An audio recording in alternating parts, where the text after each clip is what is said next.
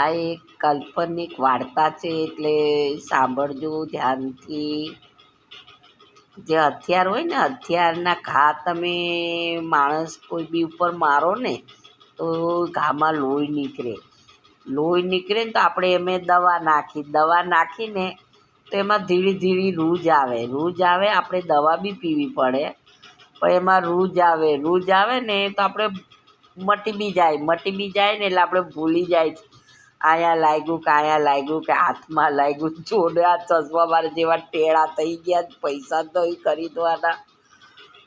આ જીભાના ઘા છે ને એ દિલમાં બેસી જાય છે. હરતા ફરતા સૂતા ખાતા